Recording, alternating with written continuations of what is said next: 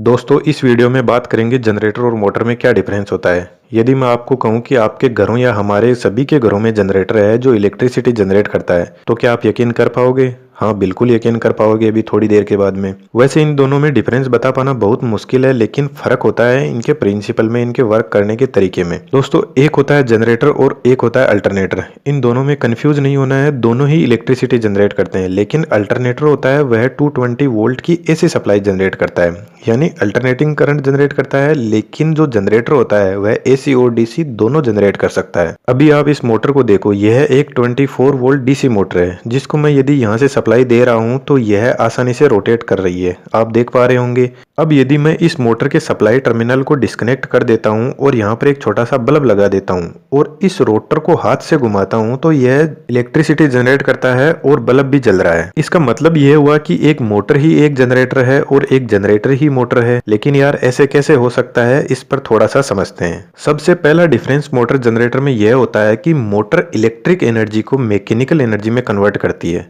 और mechanical energy को अपन shaft से कलेक्ट कर सकते हैं, और जो जनरेटर होता है वह मैकेनिकल एनर्जी को इलेक्ट्रिकल एनर्जी में कन्वर्ट करता है। तो यह तो हो गई बाहर की बात, लेकिन इसके अंदर ऐसा क्या होता है वह समझना जरूरी है। जो बड़े बड़े पावर स्टेशन होते हैं जहां पर बिजली बनती है, वहां पर सिंक्रोनस जनरेटर यूज होता है इलेक्ट्रिसिटी जनरेट करने के लिए, और पावर स्टेशन पर बहुत सारे जनरेटर एक साथ पैरेलल में लगे रहते हैं। यहाँ पर कई बार ऐसा होता है कि मान लीजिए किसी जनरेटर का प्राइम मूवर फेल हो जाता है। प्राइम मूवर का मतलब है कि जो टरबाइन इस जनरेटर को घुमाता है वह फेल हो जाता है। तो यह जो जनरेटर है जो पहले इलेक्ट्रिसिटी जनरेट कर रहा था, अब यही जनरेटर इलेक्ट्रिसिटी कंज्यूम करने लग जाएगा और एक मोटर की तरह काम करने लग जाएगा। लेकिन हमारे घरों में जो मोटर यूज होती है वह इंडक्शन मोटर यूज होती है, वह सिर्फ मोटर का ही काम कर सकती है। यदि इसको आप हाथ से घुमाएंगे तो मुश्किल से 1-2 वोल्ट जनरेट करेगी, क्योंकि इसका जो रूटर है उस पर कोई मैग्नेट नहीं होती है इलेक्ट्रिसिटी जनरेट करने के लिए। लेकिन इसको मॉडिफाई किया जा सकता है और इसको मॉडिफाई करके जनरेटर की तरह काम करवाया जा सकता है। यदि इसके रूटर पर मैग्नेट को लगा दिया जाए तो यह जनरेटर की तरह काम करने लग जाएगा।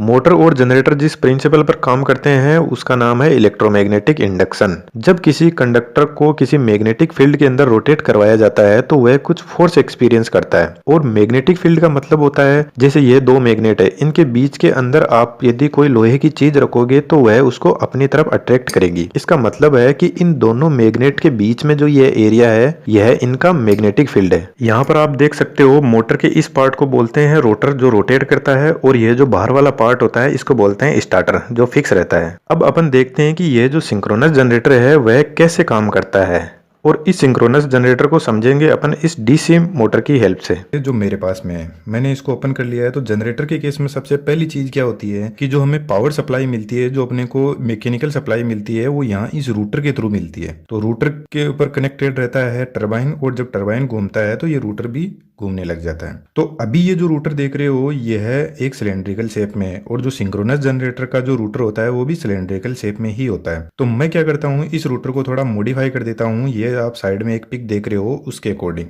तो मैं मॉडिफाई किस टाइप से करूंगा इसको, इसमें 4 पोल लगा दूंगा, 2 इस साइड में लगा दूंगा और 2 इस साइड में पोल लगा दूंगा। और पोल क्या हुआ, एक तरीके से मैग्नेट होती है, और उस मैग्नेट पे मैं वाइंडिंग कर दूंगा इस टाइप की। तो जो वाइंडिंग होगी उस वाइंडिंग को बोलेंगे अपन फील्ड वाइंडिंग। यहाँ पर आप यह डिवाइस देख रहे हो इसको बोलते हैं कम्यूटेटर। इस कम्यूटेटर को मैं यहाँ से हटा दूंगा और कम्यूटेटर की जगह लगा दूंगा स्लिप रिंग, और स्लिप रिंग के थ्रू जो ये मैंने फील्ड वाइंडिंग बताई इसको मैं दूंगा डीसी सप्लाई। तो फील्ड वाइंडिंग में क्या होगा, फील्ड जनरेट होगा। अभी आप इस रूटर की आप कोयल देखो, कोयल की देखो एक साइड देखो, ये कोयल इस साइड में है और वह घूमते घूमते इधर से आते हुए यहाँ पर आ जाती है। तो जो मतलब ये है कि जो इसका एंगल होगा वो 180 डिग्री का होगा, यानी कोयल की जो एक साइड होगी वो नॉर्थ साइड में रहेगी और कोयल की जो दूसरी साइड रहेगी वो साउथ साइड में रहेगी। अभी अपन इसी चीज को समझते हैं इसी थोड़ा इस डायग्राम की हेल्प से। इस डायग्राम में आप देख रहे हो इधर है नॉर्थ पोल, इधर है साउथ पोल, और जो हमारी फ्लक्स लाइनें हैं वो नॉर्थ पोल से साउथ पोल की तरह इस तरीके से फ्लो करती है। तो यहाँ पर आप देख रहे हो ये जो रूटर है, ये मान लो मैंने इसकी मार्किंग इस पे भी कर रखी है और इस पे भी कर रखी है। तो यह रूटर जैसे 1 नंबर पे है,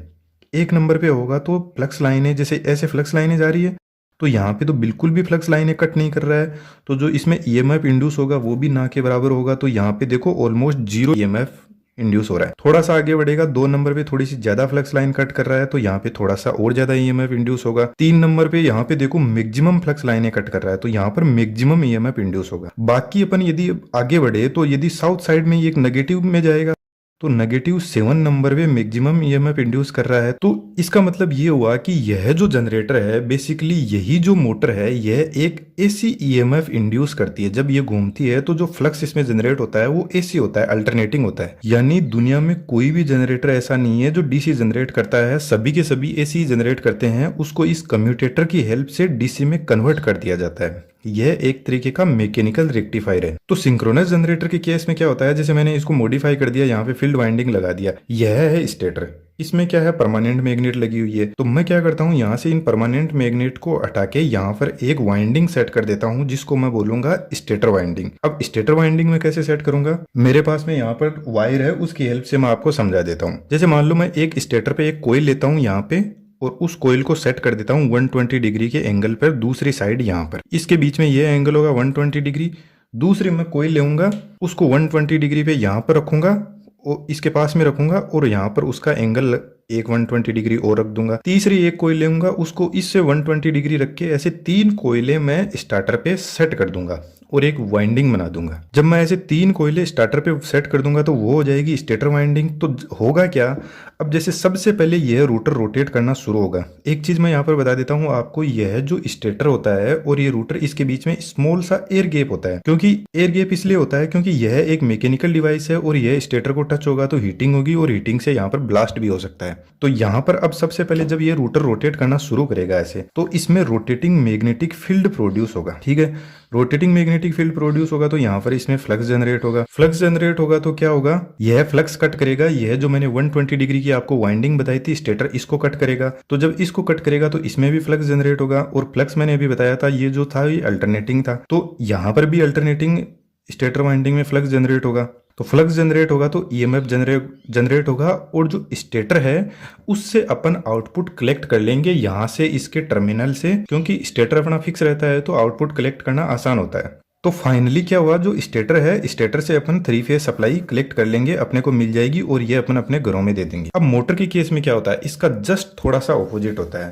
मोटर के केस में क्या होता है, 3 फेज सप्लाई अपन देते हैं यहाँ से, फिर स्टेटर के अंदर रोटेटिंग मैग्नेटिक फील्ड जनरेट होगा, फिर उसमें फ्लक्स जनरेट होगा, फिर वो फ्लक्स करेगा रूटर को कट करेगा, और रूटर में रोटेटिंग मैग्नेटिक फील्ड जनरेट होगा और रूटर भी रोटेट करने लग जाएगा। तो यह एक दूसरे के एकदम जस्ट ऑपोजिट है, इनमें कोई ज्यादा फर्क नहीं होता है। अब अपन बात कर लेते हैं अल्टरनेटर की।